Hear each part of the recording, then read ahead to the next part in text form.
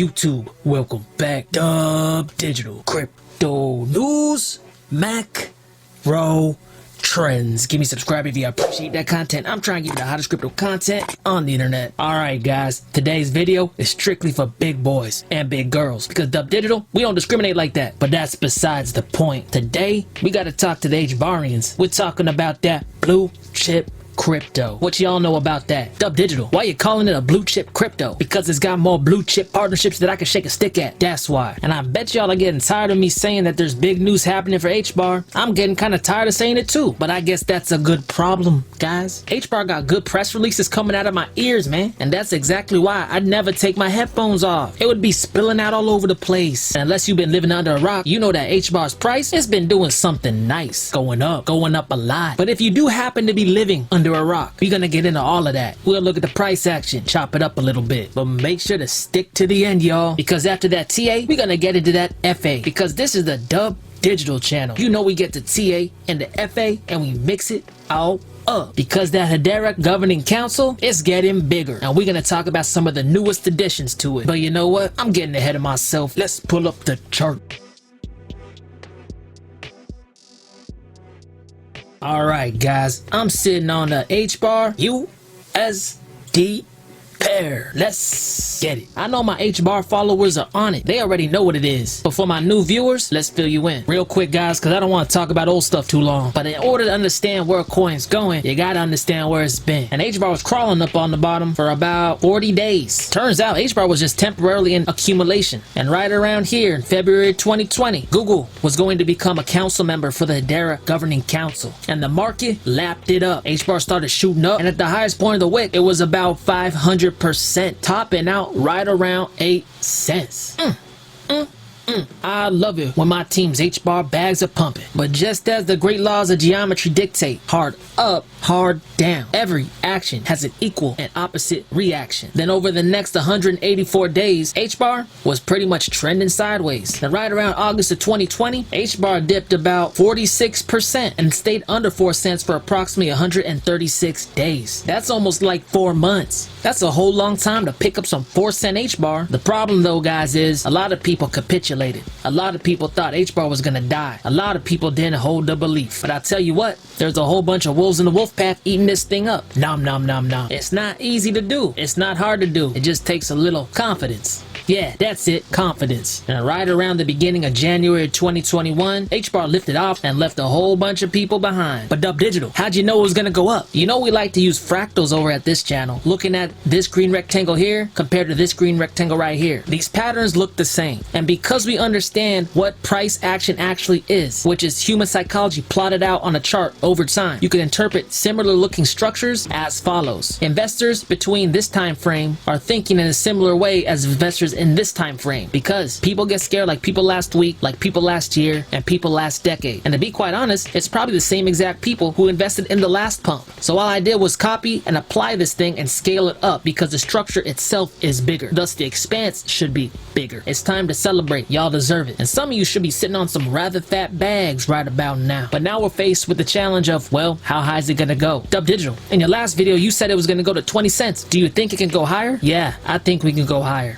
And I like when numbers go up. I like that. Makes me feel all good and fuzzy inside. But not like that. Let's just analyze this structure compared to this structure. Look at the height of this volume candle and look at this. It looks all sad and small and pathetic, guys. Yet the price is higher. Dub Digital, if the volume sucks, why do you think it will continue to go higher? Because last time we got this mega huge volume candle coming in here off the Google News. If it happened once before, I'm expecting another piece of news to come through. This asset with this amount of volume, that's a freaking joke. This shape looks familiar. It looks a lot like this shape. So being analysts to charts, let's go ahead and assume that the same price action that occurred back then is occurring now. And just to get a feeling, get a taste, see what it tastes like, let's measure the rest of this impulse on a percentage basis and apply that percentage to our current structure. And after that structure occurred, this thing rose up another 308%. And when we apply a similar percentage gain onto this current structure, we see that the 308% from this little cursive D that occurred on this chart here here brings us to about 37 cents. And if the Moon Boys and the newbies show up, this thing could get really frothy. But please remember, y'all, what goes up always comes down. And looking at HBAR's price, we know this thing moves explosively and gives up a lot of its gains after it tops out, much like what occurred right around here. Because as the bull run moves on, the time between price pumps for different digital assets becomes less and less. But Dub Digital, people on Reddit are saying that the bull run's gonna end in like 2 months. How do you know HBAR's not gonna die with all the other altcoins? Guys, I heard that too. But it's funny because none of those people could technically explain to me why they think that. Because if any of them took 2 seconds to look at the altcoin market cap, they'd see that we just entered price discovery. See this point right here? This was the all-time high in 2017 for the altcoin market cap, and we hit about a $472 billion market cap. This thing went down for like 3 years. I watched it go down. It sucked. But if altcoins were gonna die, why did it go up again? And when I say up, like a lot up. Does that sound like an asset that's about to die? Nah, no, it doesn't sound like that. Oh yeah, Dub Digital, then how come the altcoin market cap fell down so hard, like 31%? Guys, you be watching my channel, right? You're part of the wolf pack, right? Price progression is sequential. You take 2 steps forward, 1 step back. Let me give it to you straight. There's really no precedence to think that the altcoin market cap is just gonna rise up 1,000+% and then fall down. Where's the symmetry in that? Where's the previous precedence on this chart for that? Because instead of thinking altcoins are gonna do this, I think it's entirely more likely that altcoins will do this. And if you believe in the principles taught on this channel, if you believe in mean reversion, that every action has an equal and opposite reaction, Bitcoin dominance spent the last couple years rising up. And you know what I say, guys? Hard up, what?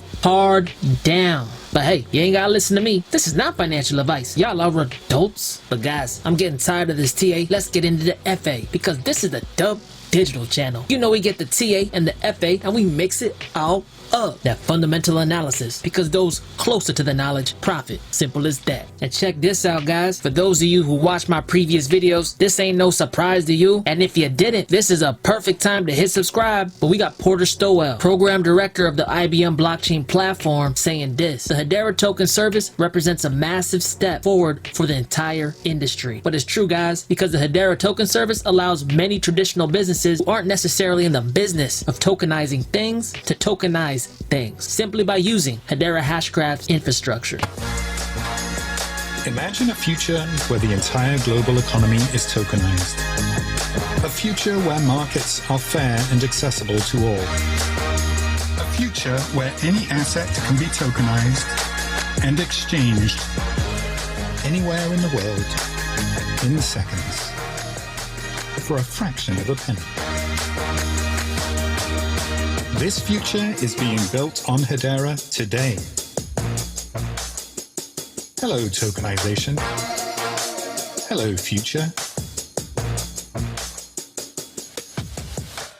But guys, that's old news. Let's dig up into that good stuff, that nitty gritty. Dated February 24th of 2021, Hedera makes inroads in Africa as Standard Bank Group becomes a node operator. What have I been saying about Africa? And they're used to doing mobile banking because they use something called M-Pesa, which is basically an SMS text-based kind of money. They're used to operating without the banking system. Do you know how much money Africa can put through a blockchain? Standard Bank Group, Africa's largest bank by assets, has partnered with enterprise-grade distributed ledger technology project Hedera Hashgraph. Standard Bank will also become a Hedera node operator, the first in Africa, with the focus on utilizing DLT to ease bottlenecks in cross-border trade on the continent. And check this out, guys. The bank views DLT as a viable base layer for supporting cross-border in Africa and also connect the continent to partners in major markets like China. Africa's hip to this jive, man. Instead of hating and being afraid of innovation, they're embracing it. I like that. The writing's on the wall, guys. Big countries are slow to adapt. And you know what they say? Adapt or die.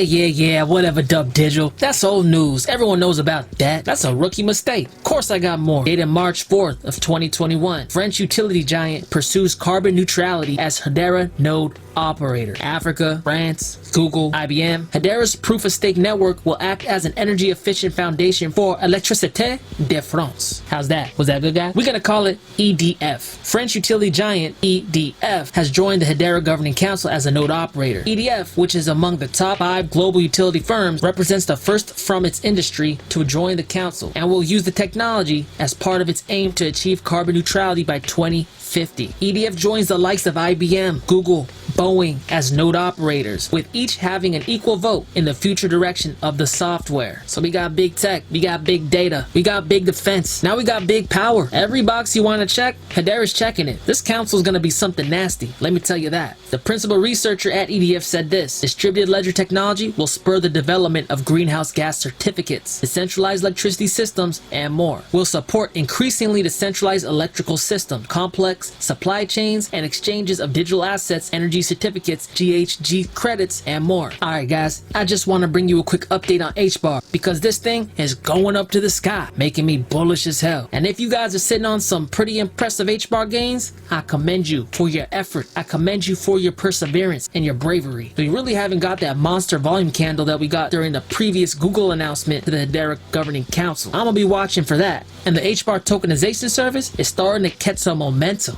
And in the last 2 months, we got another 2 members to the Hedera Governing Council. But hey, you ain't gotta listen to me. This is not financial advice. I'm just a dude on the internet. If you appreciate the content, give me a like, comment, subscribe, Dub Digital, crypto news, macro trends. I'll talk to y'all later. Peace.